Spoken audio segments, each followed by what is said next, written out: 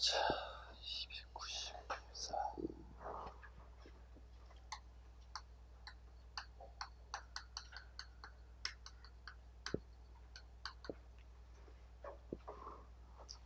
자, 성리학적 유교사의 상장부터 가도록 하겠습니다. 아니죠? 성리학의 보급인가요? 네. 보급과 발달.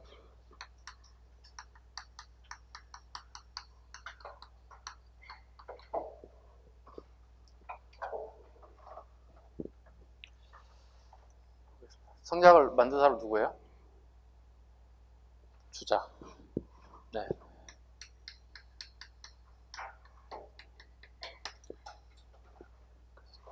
주자라고 그러죠. 네.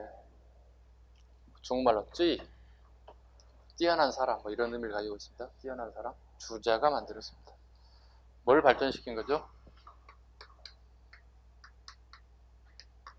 유학을 자기만의 해석 방법을 한 거죠. 네, 유학 해석을 주의가 자기 방식대로 만드는 걸 성리학이라고 합니다.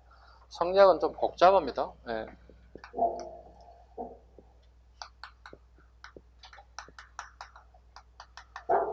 불교에서 가장 중요하게 생각하는 게 성,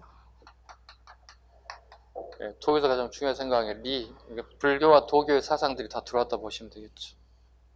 그래서 훗날 이 같은 사람들이 불교 공부를 할 수밖에 없었던 이유, 성리학자인데 불교를 모르면 제대로 할 수 없다고 봐야 되겠죠. 그래서 우리가 알고 있는 그 조선의 성리학자들은 불교에도 굉장히 많은 조예가 깊었던 사람들을 보시면 돼요.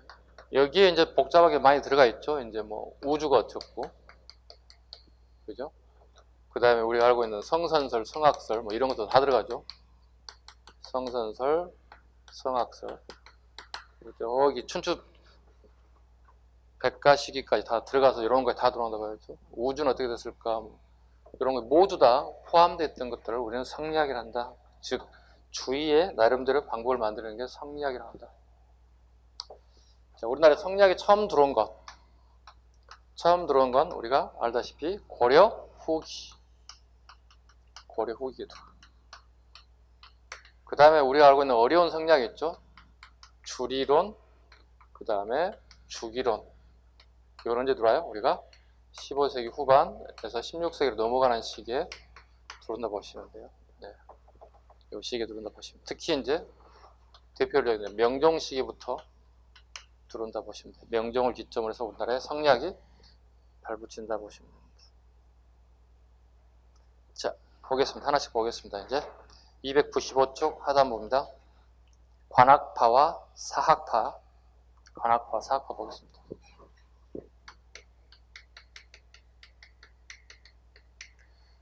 관학파 다른 말 우리도 뭐라고 쓰죠? 훈구파라는 용어를 쓰죠. 네, 보겠습니다. 훈구파 한번 보겠습니다. 훈, 나라를, 조선이라는 나라를 건국하는데 공헌을 세웠다. 그리고 이게 그네들이 오랫동안 권력을 누렸다. 예구자, 오랫동안 그네들이 권력을 잡았다. 이걸 훈구파라고 불러요. 관학파, 나라가 건국되고 이제 안정화되기 시작을 한 다음에 성균관이라고 하는 것에서 공부를 하고 과거시험을 합격하고 성균관에서 공부가 난 다음에 관료가 됐다. 이걸 관학파라고 얘기한다. 약간 틀리죠, 성질이. 그죠? 예, 훈구하고 관학파는 약간 성질이 달라요. 통상 우리가 뭐라 불러요? 얘들을 15세기 권력자들 이렇게 얘기합니다. 15세기 세력이다 불러요. 그죠? 요와 반대되는 세력들 우리 뭐라 부르죠? 16세기 사림이라고 얘기하죠. 16세기 사림은 원래 뿌리가 여기가 아니겠죠. 고려말 사대부들입니다. 네, 고려말 사대부들을 보십니다. 얘들은 조선 건국에 반대했던 애들이죠. 조선 건국 반대했던 애들이에요. 반대하는데 서울 시내 한복판에 살 수가 없지. 그죠? 어떻게 해야 돼요? 다 죽으니까 튀어야지. 도망가야지. 낙향이라는 단어를 쓰죠. 서울에서도 관직 생활을 할 수가 없잖아요. 서울에 있으면서 나는 조선이라는 나라를 건국을 반대합니다. 조선은 너무 나쁜 나라 이렇게 얘기할 수는 없잖아요. 낙향합니다. 뭐 할까요, 애들이? 후학을 양성합니다. 후학을 양성합니다. 왜? 할 게 없잖아요. 농사꾼이 아니잖아요. 농사 질 수가 없잖아요. 후학을 양성한다고. 이 후학들이 16세기 100년이 지났다고, 1세기가 지났다고. 그럼 100년이 지나고 난 다음에 조선에 태어난 이 사림의 후손들, 이 4대 후손들은 그 사람을 뭐라 불러? 고려인이라 불러? 조선이라 불러? 여러분 한말 사람들 아니잖아요. 100년 전이라면 우리가 대한제국에 살았던 사람들 건 아니야. 그치? 그럼 여러분들 100년이 지나고 다음에 여러분 대한민국 사람이에요? 대한제국 사람이에요? 대한제국 사람이라고요? 대한민국 사람이 되겠지. 100년이 지나고 난 다음에 대한제국 사람이면 안 되지. 타임머신 타고 가셔야 되는데 혼자. 대한민국 사람이라고 봐. 이 사람들은 100년 전에 고려 사람들이지. 이 자식들이, 자식의 자식들이 3대가 가게 되면 어떻게? 조선인으로 태어난 거 아니겠어. 그지? 이 사람은 조선인인 거야. 그잖아. 근데 아버지, 할아버지들이 뭐라 불러? 야, 너는 고려 사람이야. 과거 시험이라니. 공부만 해. 아버지, 내가 공부하는 이유가 뭔데요? 자, 봐봐. 여러분 열심히 공부시켜놨어.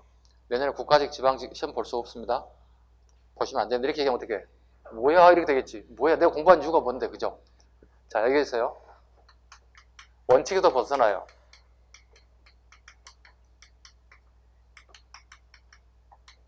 이 단어 아시죠? 수신, 제가, 치국, 평천하. 내 몸을 갈고 다 공부한다는 얘기지. 그리고 내가 성인이 되면 어떻게 해? 가정을 이루겠지.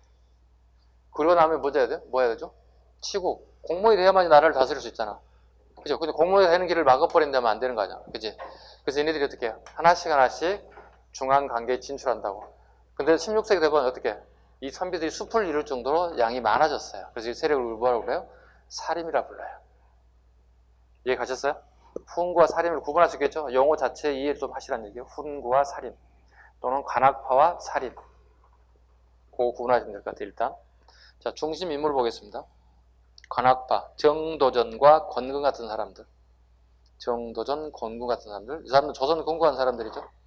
반대하는 사람들 볼까요? 정몽주, 길재. 하나 더 추가하자면 이색도 포함돼. 이색,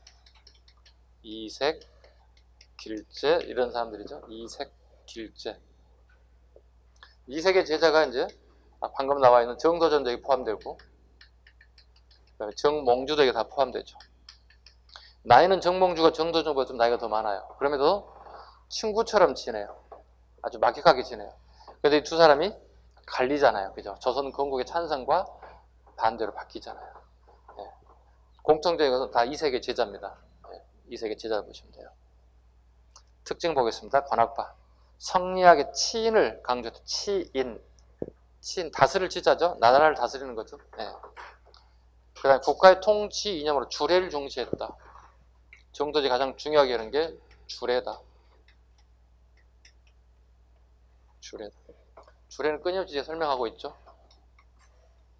중국의 출발점인 나라, 하나라, 은나라, 주나라. 주나라의 예법사라는 얘기잖아요.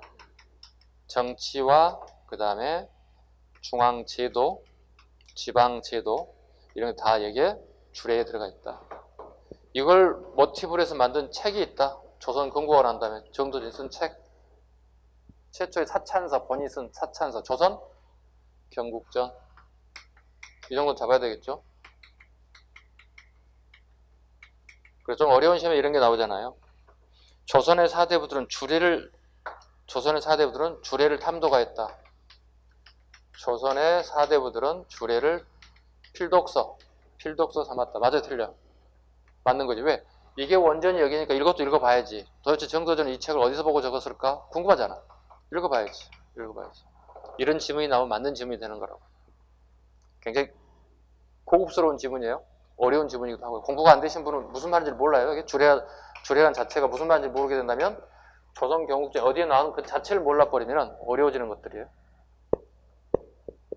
그 다음에 한나라 당나라 유학, 한나라의 당나라의 유학과 불교, 도교, 풍수지리 등 다양한 사양을 수용했다.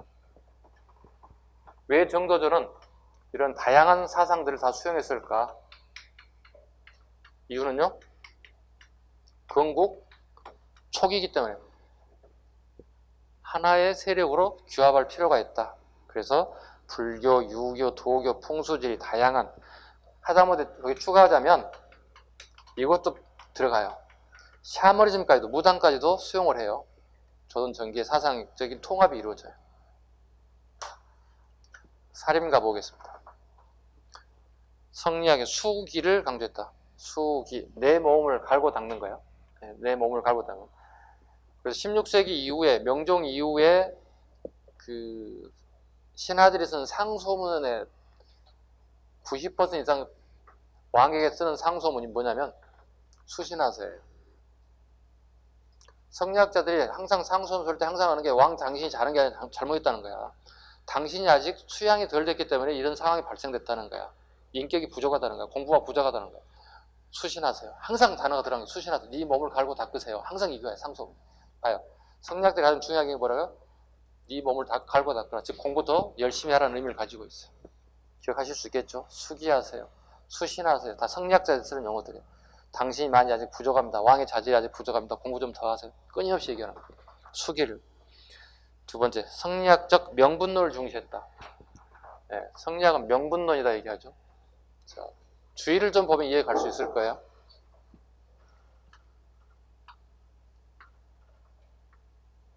주의 보겠습니다. 주의는 원래 송나라 사람이죠. 그죠? 원래 송나라 사람이에요. 그런데 여기 여진족들이 세력이 커지죠. 세력들이 커지죠. 그죠? 세력이 커지고 난 다음에 여기를 먹고 싶어 하죠. 얘들 먹고 싶을 때 항상 하는 게 뭐죠? 우리를 갖다가 압박을 가하죠. 프레스를 가하죠. 꼼짝 못하게 만들죠. 왜? 내려갔다 이 빈 공간을 우리 채우고 들어가기 때문에. 그래 여진 애들이 송을 갖다가 공격한다고요. 그래서 왕을 2명을 인질로 잡아가요. 그래 왕자도 잡아가요. 끝에 왕자가 남쪽으로 도망가요. 이 왕자가 여기 새로운 나라를 세웠다고요. 새로운 송나라를 만들었다고요. 이걸 구분하기 위해서 이걸 북송이라고 부르고 이걸 남송이라고 부른다고. 이때 주의도 같이 내려갔다고. 이해 가셨어요? 그렇다면 주의는 송나라, 남송의 신하로 있으면서 얘네들이 꿈은 뭐겠어요? 자기 나라를 다시 회복하는 거죠. 고토를 회복하는 거지. 예, 이게 뭐요? 본인의 명분이에요. 명분이에요. 명분론이라고 그러죠. 명분론. 그래서 성리학에는 항상 명분론이 필수적으로 들어갈 수 없어요. 본인의 일상생활에서 운명처럼 다가왔던 것 중에 하나가 명분론입니다. 분명히 반드시 저 오랑캐를 물리치고 다시 우리 옛 고토를 회복해야 되겠다는 생각을 항상 가지고 있죠. 이때 이 남쪽으로 쫓겨갔을 때 만들어진 학문이 이제 성리학인 겁니다. 성리학 항상 하는 게 이제 명분론이라는 단어가 들어갑니다. 근데 우리는 성리학할 때 명분론이라는 말도 쓰고 또 이런 단어도 쓰죠. 대의명분이라는 단어도 많이 쓰죠. 대의명분이라는 단어. 항상 어려운 단어 이렇게 자르는 습관을 좀 가졌으면 좋겠어요. 대의는 뭐죠? 큰 뜻이죠. 큰 뜻이잖아요. 큰 뜻이라는 얘기는 큰 뜻을 가진 나라는 우리보다 큰 나라, 명나라를 얘기하는 거예요. 명나라의 뜻을 우리가 따라야 한다 이런 생각을 가지는 생각, 이걸 대의명분이라는 용어를 써. 우리가 어떻게 해요? 저쪽에 청으로부터 끊임없이 공격을 받죠, 조선이. 그리고 우리가 조선은 청의 지배를 받죠. 지배를 받잖아요. 지배를 받는 우리 사대부들이 항상 하는 게 뭐야? 대의명분을 따라야 됩니다. 나라는 명나라가 망해버렸는데 명나라의 뜻을 따라가야 된다. 이게 있잖아요. 그런 생각을 가지고 있죠. 우리 사대부들 생각이. 자기들이 섬기는 나라가 사라졌음에도 불구하고 우리는 대의명분을 따라야 됩니다. 명나라의 뜻을 따라야 됩니다. 이런 얘기하고. 현실성이 있어 없어? 우리 조선 후기의 사대부들이. 없잖아. 시대의 흐름을 빨리 캐치하고 빨리 따라가야 되잖아. 근데 옛날 거 계속 따라가려고 하는 생각을 가지고 있잖아요. 왜? 오랑캐를 따라갈 수 없다는 얘기죠. 근데 실상은 훗날 후군과 청은 세계 제1의 강대국이 됐다고요. 정치, 군사, 교육 모든 부분에 제1강이 돼 있는데 있음에도 불구하고 우리는 아직까지도 명예의 뜻을 따르겠다고 사대부들이 그거 하고 있다고요. 답답하죠. 조선 후기를 공부하다 보면 여러분들도 답답하죠. 저는 얼마나 답답하겠어요. 이것만 몇십 년 하고 앉아있는데. 그죠? 네. 다시 갑니다. 성리학의 사상을 배격했다. 성리학이 모든 사상을 다 배격했습니다. 혹시 성리학에 다른 해석이 나타난다면 이렇게 몰아서 죽입니다. 이런 단어를 많이 들어봤죠?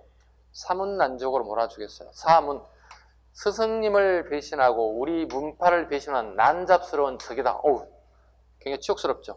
같은 성리학을 공부한 사람인데, 성리학에 대한 다른 해석, 특히 윤육, 박세당 이런 사람들이 사문난적으로 몰려 죽었다고. 성리학에 대한 다른 해석. 윤유가 이렇게 얘기하죠. 송시열과 막역한 사이죠. 송시열과 윤유가요. 윤유가 이렇게 되잖아요. 송시열하고 술 한잔하면서 이렇게. 아, 어떻게 주자는 말이야. 주인은 말이야. 어떻게 공자의 유학을 자기 마음대로 해석해? 그리고 만든 게 이게 뭐야? 나는 이렇게 해석하지 않겠는데? 이렇게 얘기하는 거예요. 아니, 쉽게 얘기해서 요즘에 학문의 발전에서 수없이 많은 논문들이 막 쏟아져 나오잖아요. 꼭 같은 사실 가지고 많은 논문들이 나오잖아요. 그럼 논문의 특징은 뭐죠? 다양성이죠. 다양한 각도로 보는 거잖아요. 그죠? 그럼 윤유도 어떻게 얘기할 수 있는 거 아니에요? 충분히? 그죠? 어떻게 주의만이 이걸 해석할 때 공자의 사상을 해석할 수 있다고 생각하지? 그거 왜 성리학으로 만들었지? 내가 만든다면 나는 전혀 다른 성리학을 만들고 싶은데 일종의 뭐죠? 누구를 디스한 거죠? 주의를 디스한 거야. 송시는 주의를 스승으로 생각하고 있다고. 자신의 스승으로 생각하고 있다고. 그래서 뭐라 불러? 스승과 우리 성리학자들의 문파를 배신한 난잡스러운 적이라 해서 몰아서 결과적으로는 관직을 몰아내고 결과적으로는 죽음에 이르기까지 가는 코스를 밟았던 폐쇄적이죠. 성리학이 굉장히 폐쇄적인 면을 보이고 있죠. 학문의 입장 굉장히 폐쇄적인 면을 보이고 있습니다. 그다음에 형벌보다는 교화에 의한 통치를 중심했다. 교화만 밑줄 봅니다. 잘못됨을 꾸짖고 바른 길로 이도한다는 얘기죠. 교화에. 그다음에 성리학이 향촌에 확산되는 데 기여했다. 성리학이 향촌에 확산되는 데 기여한 면도 있다 정도가 하겠습니다. 다음 페이지. 성리학의 발달. 남성의 주의 정도만 밑줄 보면 되겠죠. 남성의 주의가 집대성했다. 남성은 이제 충분히 이해갔죠? 남성이 뭔지, 어떤 상황이었는지. 그 다음에 살림, 도덕성과 마음의 수양을 중시하고 유교 경전을 연구했다. 그 다음에 이기론 중심의 탐구다. 이기론에 밑줄 긋습니다. 경전에 밑줄 긋습니다.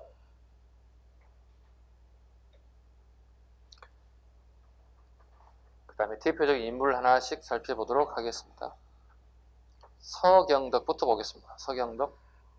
이보다는 기 이론론자 또는 서경덕을 이렇게 표현합니다.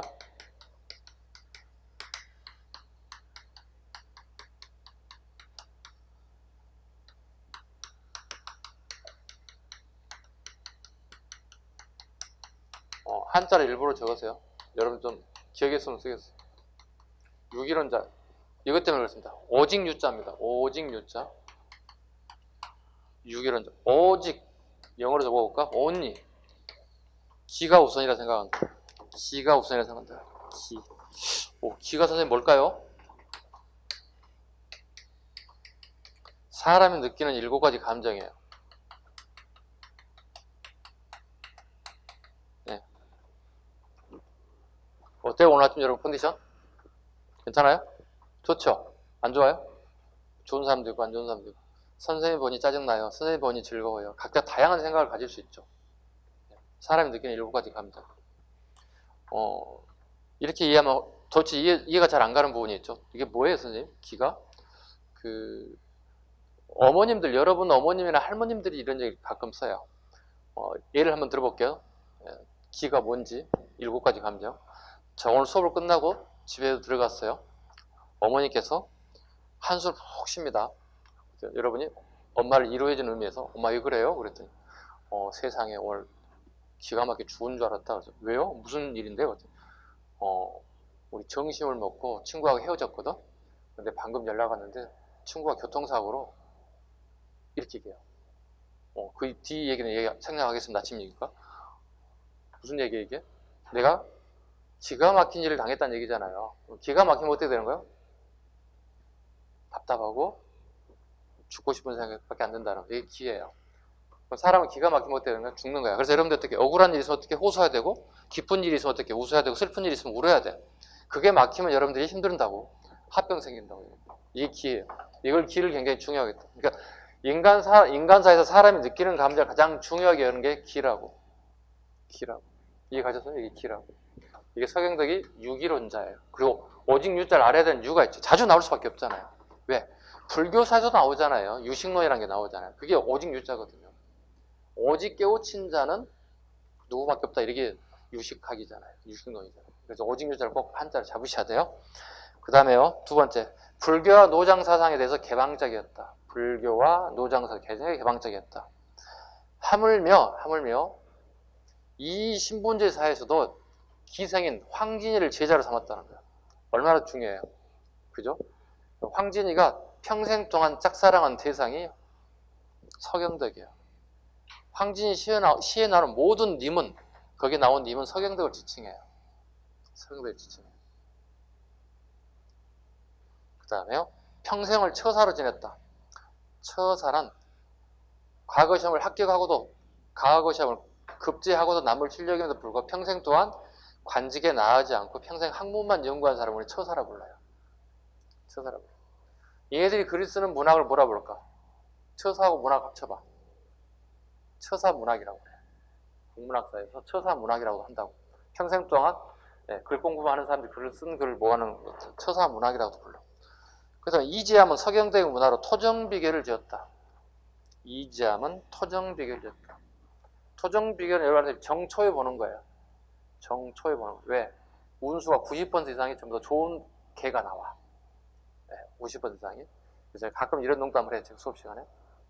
남녀 데이트하고 있는 연인이 있다면 잘 되기를 원한다면 토정비결을 봐. 계속 잘 되기를 원한다면 왜? 90% 좋게 나와. 왜? 백성들이 삶이 힘들기 때문에 희망을 주기 위해서 만든 게 토정비결이에요. 쉽게 얘기해서. 근데 여러분들이 가끔 뭐 대학로라든가 명동이라 하면 어떻게 사주, 간상, 팔자, 타로 점포 이런 데 많지. 한 5만씩 주고 들어가잖아. 연인과 웬만하면 들어가지 마. 왜? 50%는 안 좋게 나오고 50%는 좋게 나와. 어떻게? 복불복이잖아 이거. 굉장히 위험하잖아. 괜히 잘 지내고 있는 연인 사이에 상황이 악화될 수도 있잖아. 그죠? 근데 헤어져야 되겠다 생각하면 어디로 생각하고 들어가면 돼. 야, 오늘 끝장 보자. 야, 우리는 사주 관상이 안 맞대. 우리 헤어지자. 이유가 좋아. 물론 말이 안 되는 얘기 하지만 될 수 있는 한 좋은 관계를 유지하고 싶은 연인이 있다면 토정비결 보는 게 좋을 것 같아요. 자, 다시 쓸데없는 얘기겠습니다. 2항 가겠습니다.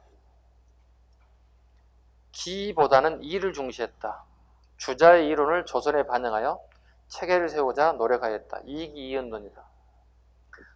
이기이언론 할까요? 이제 2항 볼까요?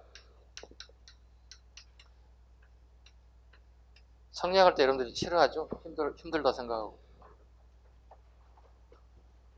2항부터 보겠습니다. 여기 뭐죠? 주리론이고요. 여기는요? 주기론이죠.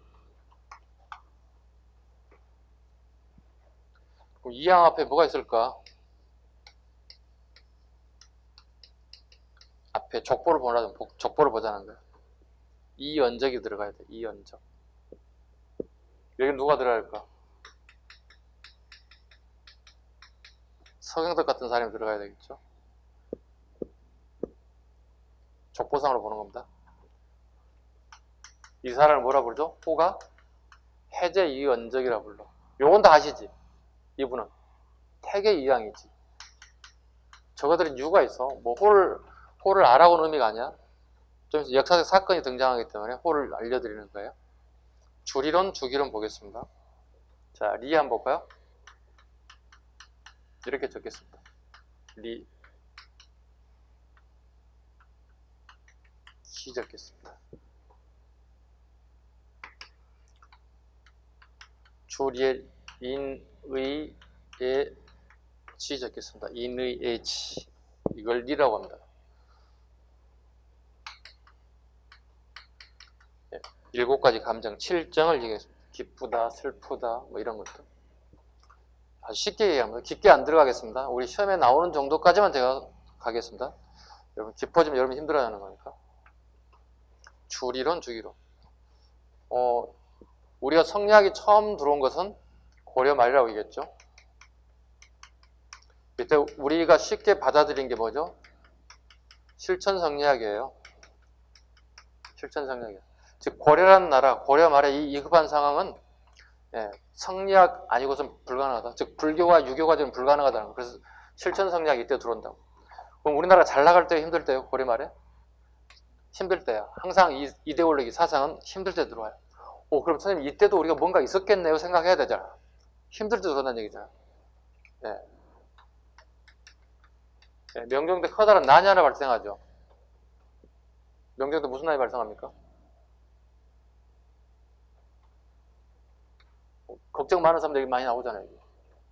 인걱정 같은 사람들이 난리를 느끼잖아요. 이때 명종 때거든요. 이때 계기로 해서 성리학들이 이제 나타나기 시작한다. 어려운 시기에. 도대체 뭐가 어려울까요? 이 시기에?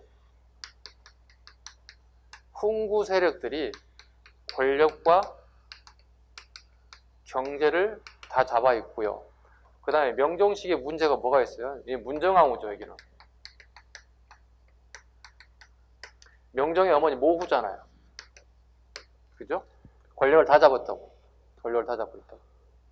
또 뭐가 있어요? 문정왕후의 동생인 윤원영이 있다고요. 윤원영 세력이 권력을 다 독점하고 있고 경제 모든 권력을 다 잡고 있다고요. 부패하고 있다고요. 부패하고 있어요. 부패한다는 얘기는 뭐예요? 그만큼 백성들이 힘들어진다는 얘기거든요. 이때 이제 땅 하고 난이 빵 하고 터지는 거예요. 야, 이거 가지고 안 되겠네. 이 훈구 세력 이 내용 가지고는 도저히 우리나라 사회를 안정적으로 끌고 나갈 수 없겠네. 새로운 이데올로기가 필요하겠네. 그게 이제 우리가 얘기하고는 어려운 성리학이에요. 주기 성리학이 드디어 나타나기 시작했다. 이항과 이의에서. 이렇게 구분할 수 있어요. 자, 봐봐요. 사람은 태어나면서부터 인의지를 타고나는 거 아니야. 어떻게 해야 돼? 내가 배워야 돼. 어질인자죠. 어질다는 얘기는 권력을 가진 자가 권력을 갖지 않는 자에게, 부자가 빈자에게 베푸는 걸 갖다 우리는 인이라고 불러. 그죠? 인이라고. 이걸 우리가 못하지 제대로. 권력을 가진 자들이 우리에게 뭘 합니까? 권력을 잡기만 원하지 잘 하지 않죠. 부자가 우리가 잘 베풉니까? 잘 베풀지 못하잖아요. 그죠? 이게 인이에요. 그래서 21세기 사회에서는 이걸 잘 안 되기 때문에 어떻게 우리나라의 사회복지 시스템을 만들어버린 거예요. 국가의 사회 제도를 만들어버리는 거예요. 사람 모름지기 의가 있어야 되고 A가 있어야 되고 사람 모름지기 지혜가 있어야 된다. 이거 전부 다 어떻게 해요? 배워야 되는 것들이야. 배워야 되는 것. 이건요. 배울 필요 없지. 내 몸에 자연스럽게 우러나는 거잖아. 내 감정을 드러내는 거. 이게 실정이라고. 실정이라고. 그런데 이항과 이의는 서로 다른 생각을 한다고요. 이항은요. 이익이 이원론을 주장한다고. 이의는요. 일원론적 이익이 이원론을 주장해요. 봐요. 이와 기. 자, 인의 예지와 칠정은 어려운 거 아니야? 인의 예지와 칠정, 사람이 느끼는 7가지 감정은 원인이 한 가지가 아니라 2가지라고 얘기하고 있다고. 인의 예지와 칠정이 사람에게 나타나는데 그 원인은 사람이 생각은 하나가 아니라 2가지의 생각을 가지고 나타난다. 이게 이원론이다. 그리고 이와 기 중에서 훨씬 더 이를 더 중요하게 여긴다. 얘기하셨어요? 이를 더 넓게 튼다. 칠정을 더 낮게 본다. 이익합니다. 당신 생각이 맞는 것 같다. 이익이 이혼은 맞는 것 같다. 그러나 나는 다른 생각을 한다. 당신 생각이 맞는 것 같은데 나는 이와 기가 하나인 것 같다. 이렇게 얘기한다고요. 좀 어렵죠? 더 쉽게 한번 접근해 볼까요? 자, 제가 좀 이따 쉬는 시간이 되면 여러분들이 쉽시다 하면 어떻게 되죠? 화장실 가는 친구들이 있어요. 화장실 가는 이유를 한번 따져보겠습니다. 내가 소변이 마려워서 화장실 간 겁니까? 아니면 머리에서 뒤에 중추신경 몇 번을 통해서 화장실 가야 된다고 명령을 해서 가는 겁니까? 여러분 전자예요, 후자예요? 전자? 전자가 있으면 싸워야지. 후자도 있어야지. 자, 이쪽 라인 전부 다 전자, 이쪽 다 후자로 가보자고요. 싸워야 되니까. 무슨 의미가 있어요? 내가 화장실 소변이 마려워서 가는 거나 여기서 뇌에서 뭐 어떤 작용을 통해서 명령해서 가는 거나 무슨 차이가 있어? 의미 없잖아. 그럼 그거 가지고 싸우는 거야, 쉽게 얘기해서. 봐요. 이기이원론 두 가지를 얘기하겠다고 그랬잖아요. 두 가지. 원인이 두 가지다. 여기는요, 당신 말 맞는 것 같은데 나는 한 가지인 것 같다. 어차피 가는 건 화장실 한 군데 가는 거잖아요. 갔다고 본다. 이기이원론과 이론적 이기이원을 가지고 이항과 이가 끊임없이 싸운다고. 그 다음에 이제 요즘에 또 나올 가능성이 나오는 게 이제 이항과에 관련된 부분이 나올 수 있는 게 또 뭐가 있냐면 이거예요. 좀 지웁니다.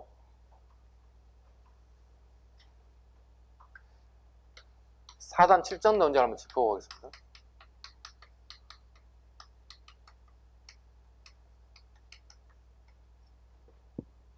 사단과 4단이죠?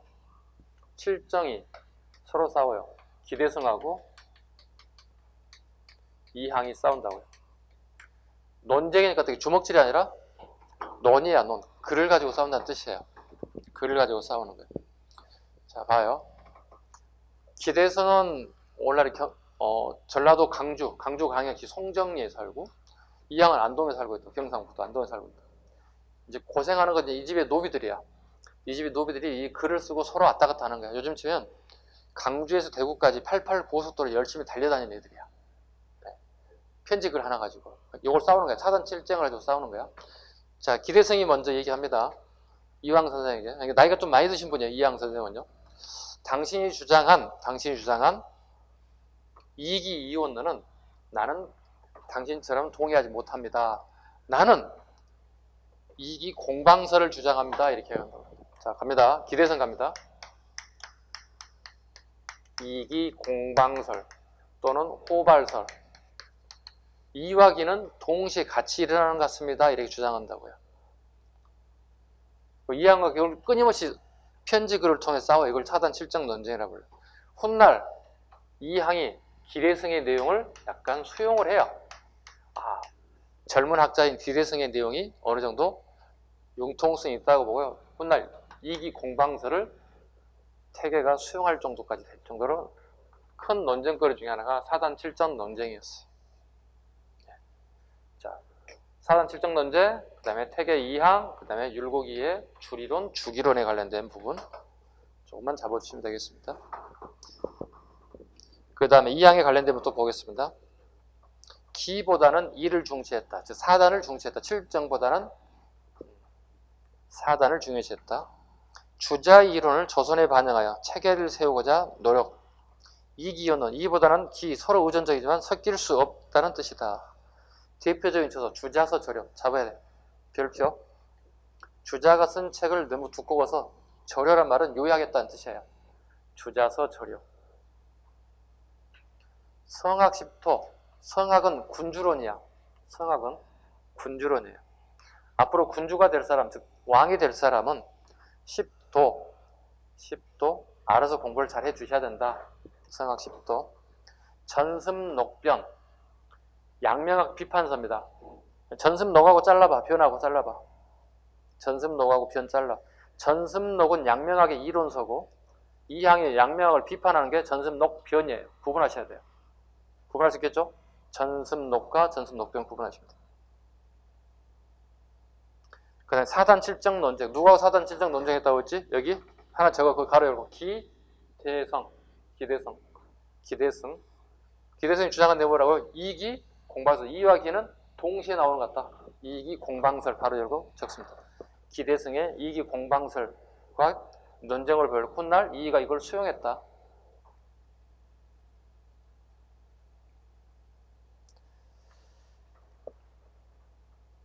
그 다음에 영향 보겠습니다. 영남 학파를 형성했다.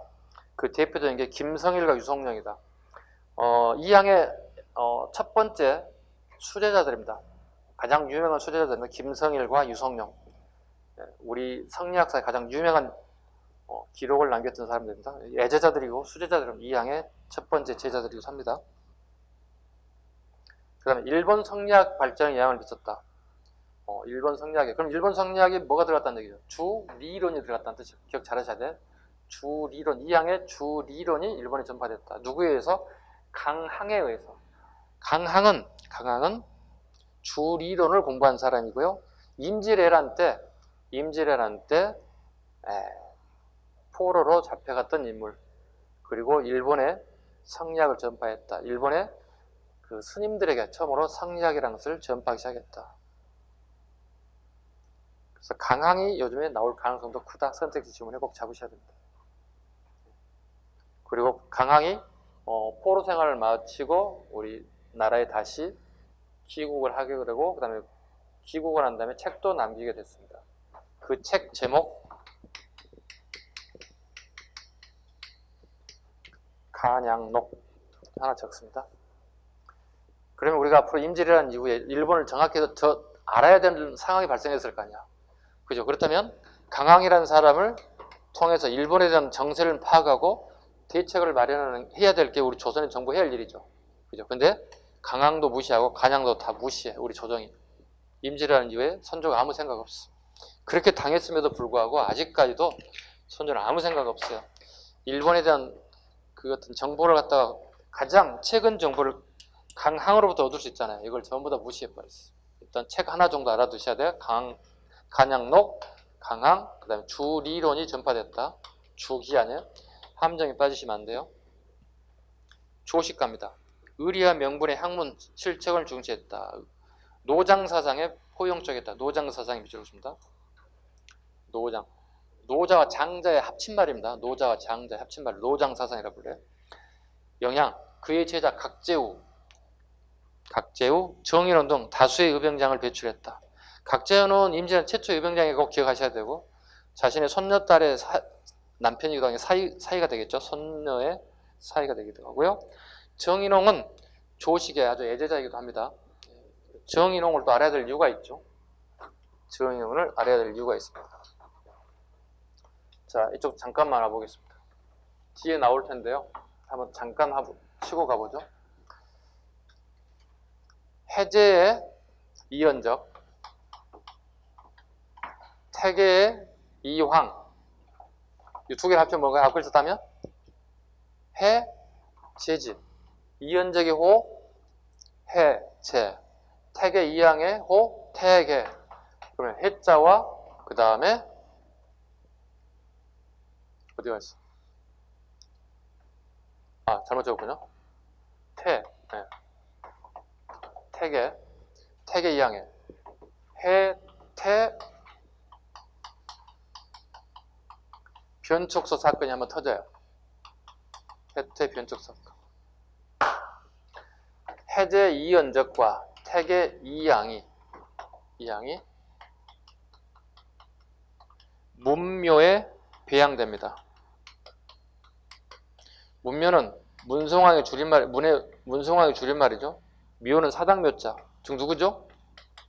공자님의 입회가 모셔져 있는 성균관에 동급으로 같은 라인에 입회가 모셔졌다고. 자, 그런데 정인홍이 봤을 때 자기 스승인 조식이 훨씬 더 태계보다 뛰어나다고 생각한다. 나이는 같은 사람이면 동년배예요. 지금 보시면 조식은 경상남도를 대표하는 성리학자고, 태계 이항은 경상북도를 대표하는 사람들. 보통 이 사람들 갖다가 영남학파 이런 표현을 써요. 영남학파 두 가지로 나뉘어져요. 경상남도와 경상북도로 나뉘어져요. 이항의 제자 잘 나가죠. 남명조식의 제자들도 잘 나가는데, 특히 이제 정인홍이라는 사람이 이 사건을 두고 상소를 올렸다. 공자 입회에 같이 배양된 것은 옳지 않다. 왜? 자기 스승이 빠져 있어요. 남명조식이 빠져 있어요. 이 사건을 우리는 해태 변촉소 사건이라 불러요. 우리 한 5년 전에 이런 게 한 번 나왔어요. 문묘에 배양되지 않는 사람, 아주 단답식으로 나왔어요. 단답식으로. 자, 질문 만들어 볼게요.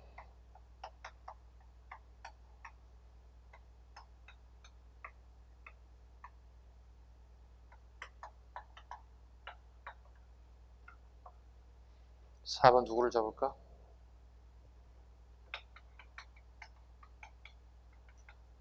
오지선다를 만들어 볼까? 이황, 이희, 조식, 최치원, 설총. 공자, 이패와 동등한 게 배양되지 않은 사람 골라봐요. 자기 스승이 올리지 못했다고 그래서 싸운 거라고. 자기 스승이 누구라고 할까? 남명? 조식이라고. 답은 조식이라고. 자, 정인홍은 남명 조식의 첫 번째 애제자라고.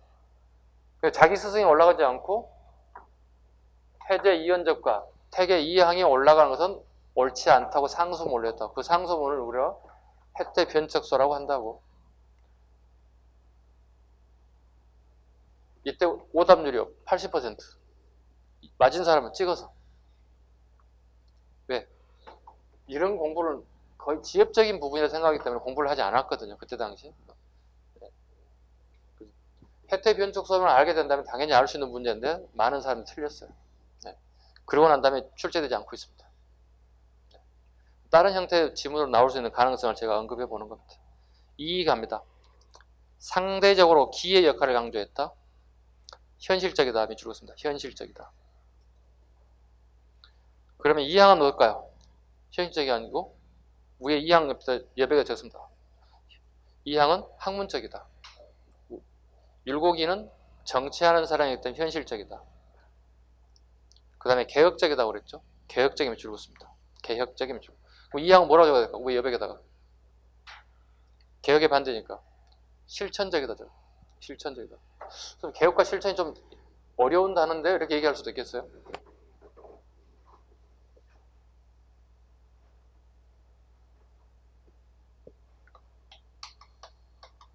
이 항은 학문적이다.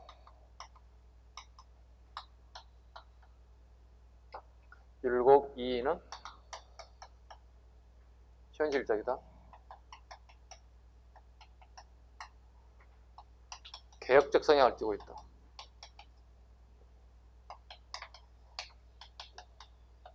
실천적이다. 태계 2항은 낙향에 있습니다. 낙향에서 후학을 양성하고 있습니다. 율곡 2는요.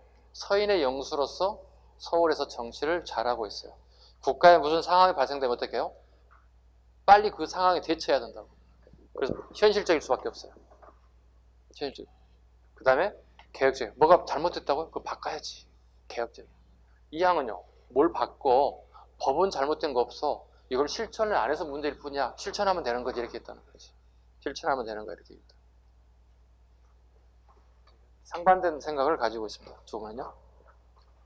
그 다음에요. 그 대표적인 동호문답의 수미법을 주장했다. 개혁적이죠?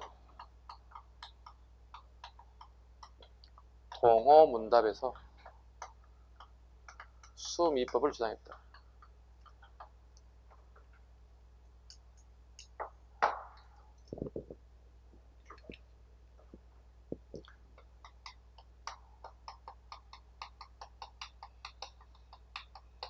정확하면 대공수미법이라고 얘기하죠. 조용조 중에 특산물을 걷는 걸 우리 뭐라 불러요? 마지막에 조용조에 그걸 대신해서 쌀로 걷어들인 게 어떻게 했느냐 주장한 게 동호문답의 주장입니다. 동호에서 오늘 동호대교 뒤에 한강변에 잘 보이는 정자에서 본인이 사과 독서를 하면서 질문하고 답변했다. 일종의 시무책이죠. 개혁책이죠. 나는 유급휴가로 휴가를 갔지만 휴가를 보내기보다는 국가의 현실적인 개혁책에 대해서 글을 써서 왕에게 바쳤다. 동호문답의 수미법. 그 다음에 향약을 전국적 향약으로 할 것을 주장했다. 향약이 제가 봤을 때 이번 시험에 나오지 않을까 생각합니다. 그 향약은 물론 우리가 중종 때 조광조가 처음 가져옵니다. 그 향약 여러분 알다시피 여시 향약이고요. 그죠? 여시 향약. 중국 여시마을이 향약을 가져온 거죠. 그리고 우리 4대 동무 아시잖아요. 이항과 이위에서 향약이 두 사람에 의해서 향약이 발전합니다. 구분하시면 돼요. 요걸 첫 번째 조광조 쪽을 첫 번째로 보고 이항과 이위를 두 번째로 보자고요. 시대가 좀 다르니까. 이항과 이위에서 향약이 우리나라에 급속적으로 발전합니다.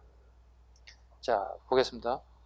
이 해주 향약, 해주 향약이죠. 관리로 해주에 관리로 지방간으로 파견했을 때, 그 다음에 서원향약, 청주에 갔을 때 두 가지 잡으셔야 돼요.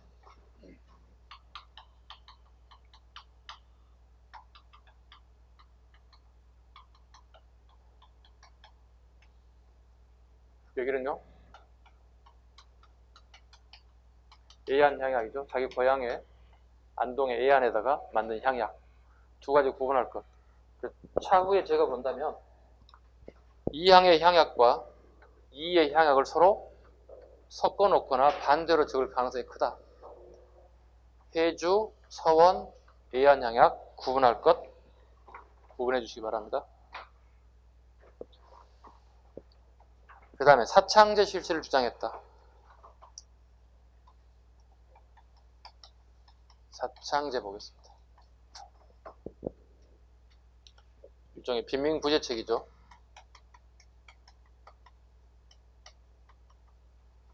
자, 고려부터 한번 가보겠습니다. 그 고구려 진대법은 다 아실 거니까 진대법은 생략하고 고려부터 하겠습니다. 태조가 만든 게 뭐였죠? 이 정도 알아야지. 흡창, 그지? 성종과 뭐가 만들어져요? 의창이 만들어지지. 자, 재작년 기출문제입니다. 재작년 기출문제. 빈민구제책인 성종 때 만들었던 의창을 언제까지 존치할까? 고려 말까지 갈까? 조선 초까지 갈까를 물어보는 거예요.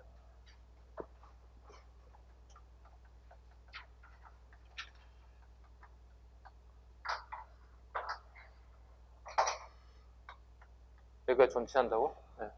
재작년 기출문제니까 잡으시고. 네, 한국제도가 등장하겠죠. 그럼 의창과 한국이 같이 공존하고 있는 거야. 같이 공존하고 있는 거야. 한국이 문제점이 발생하죠. 그게 나온 게 뭐예요, 지금 현재? 사창제죠. 이거 전부 다 뭐예요?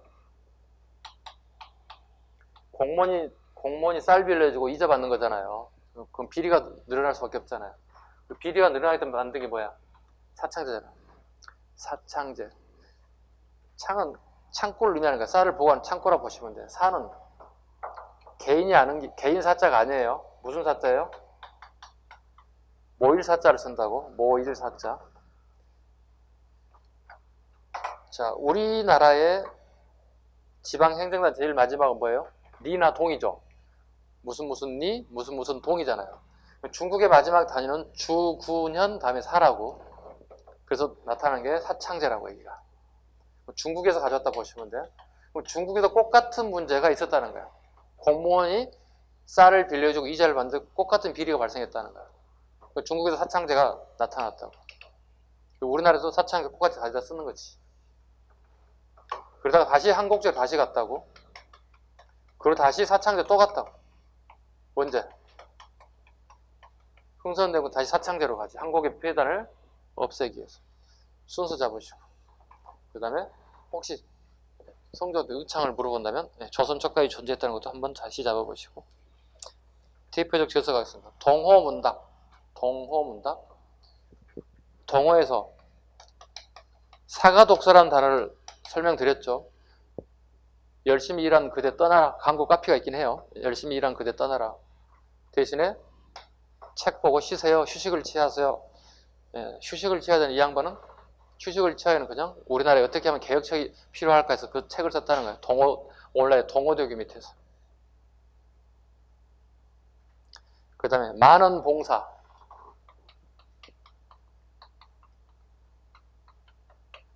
잘라면 글자를 썼는데 만 글자가 됐다는 뜻이야. 굉장히 많은 글자를 썼다는 얘기죠. 제가 좌측에 적어놨어요. 많은 봉사는. 실제로 만자가 넘어요. 12,000자가 넘을 정도로 많은 글을 썼어요. 봉사는 봉했다. 봉했다. 왕에게 상소를 올리는 누군가 보면 안 되기 때문에 봉해서 올렸다. 이걸 많은 봉사라고 불러요. 자, 많은 봉사, 10만 양교수.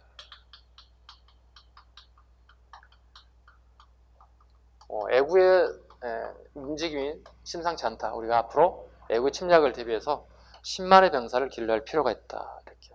근데 아쉬운 것은 임질왜란 10년 전에 이분이 사망해요. 율곡이가 사망해요. 안타깝죠. 실제로 이분이 살아서 이걸 실천했다면 임질왜란이 우리가 알고 있는 그런 임질왜란 방향으로 가지 않을 수도 있을 수 있어요. 물론 역사는 예정을 할 수는 없긴 하지만 그런 부분이 좀 아쉽긴 합니다. 영향 보겠습니다. 기호학파를 형성했다. 서경덕, 이황, 조식 쭉 나오는데 이는 기호학파다. 위에는 이항은요 영남학파가 되는 거예요. 기호학파는 서울, 경기, 인천, 충청, 항해도 일부 굉장히 복잡합니다. 중앙이라고 보시면 돼요. 요 지방을 기호지방이라고 불렀어요. 네, 기호지방 또는 근경기지역 이렇게도 불렀어요. 네, 기호학파를 형성했다.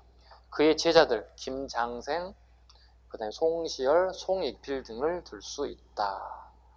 영남학파, 기호학파의 이 사람들이 실질적인 영수가 되는 거예요. 그래서 붕당에서 동인의 영수를 이항이 되는 거고 서인의 영수가 이가 되는 거예요.